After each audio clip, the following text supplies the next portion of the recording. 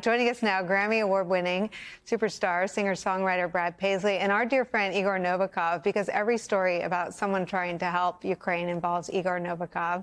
He's, of course, former advisor to Ukraine's President Zelenskyy. Brad, you tell the story of how this song came to be.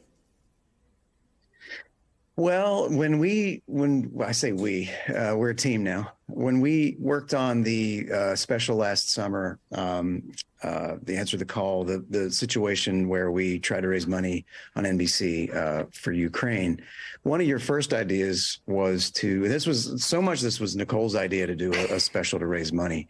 One of your first ideas was to write an original song that dealt with the situation, and you found out quickly how hard it is to get multiple artists and corporations together in a 2-week span to write a song where, it's a mess. It's a legal mess. And it was never, I guess, meant to be that way, but you did amazing things with the special. And then in the midst of that, I said, well, I've already written a song if you want to hear it.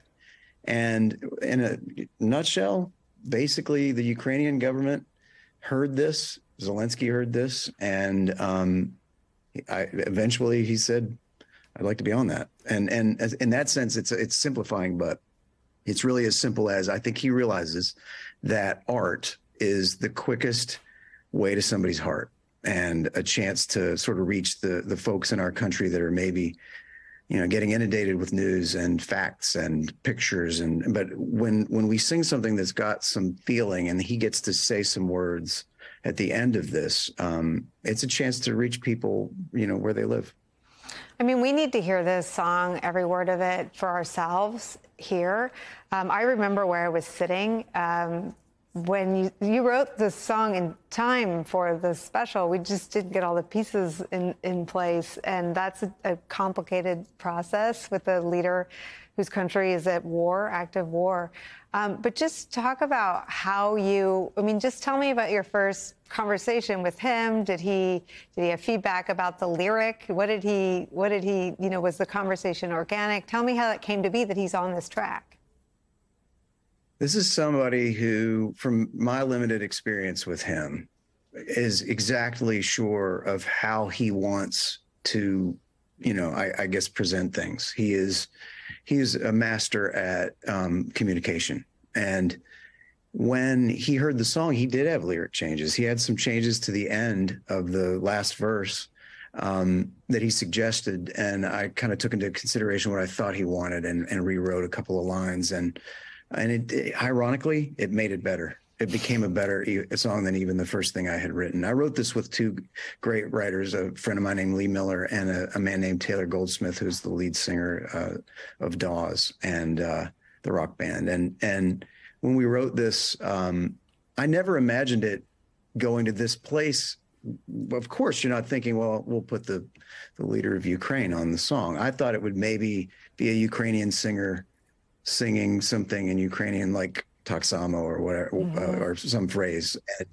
And in the end, I remember distinctly thinking about this and thought, what if President Zelenskyy would like the last couple minutes to say what he wants to say to the American people?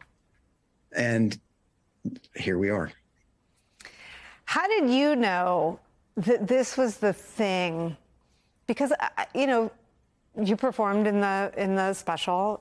You perform Amazing Grace. You perform a version of your own song with the Ukrainian flag. But that's more than what most people have done, and you weren't done yet. You wanted to do more. Why? This hurt my heart a year ago. I remember where I was a year ago.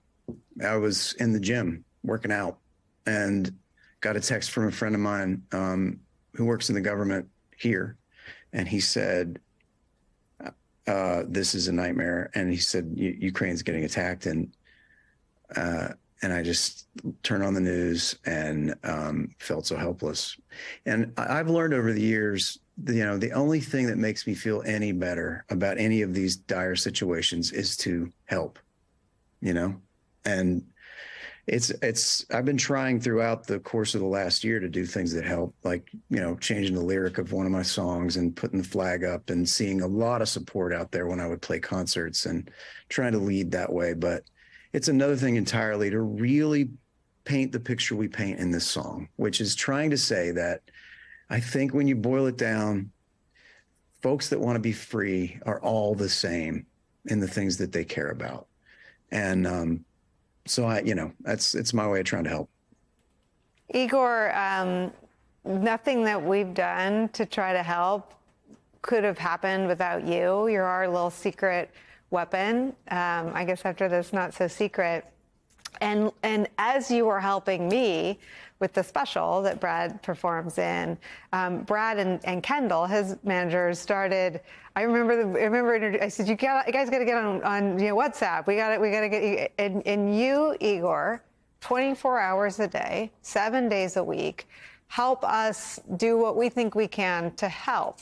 And I wonder why it's worth all the effort that we take to do the things that we can from here. Why is that so important?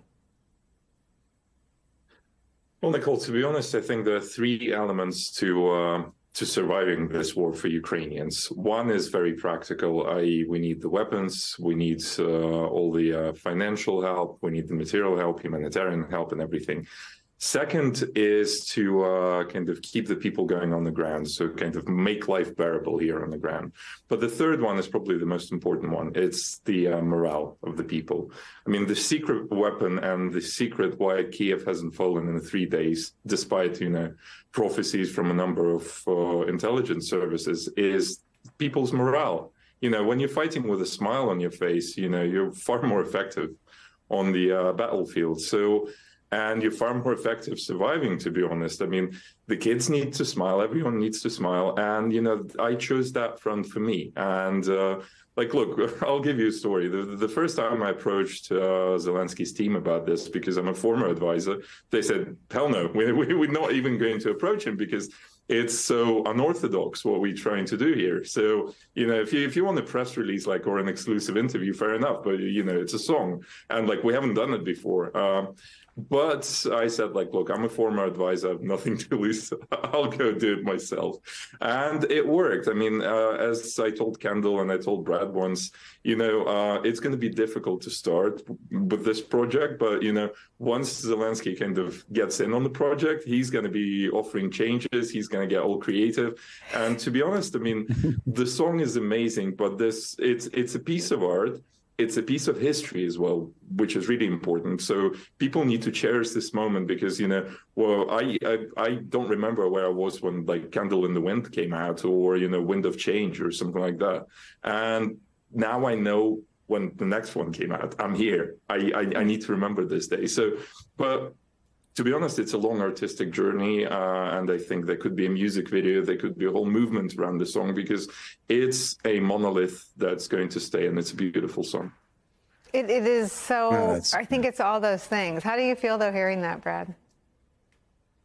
Boy, yeah. First of all, Igor is one of the bravest people I know, and he's right. I mean, I think back to when the president started to get involved and said, yes, I'd like to do this. And you're right. There were changes. There was a long conversation. It was really fascinating to see once we sort of recorded his lines and did a long Zoom about this.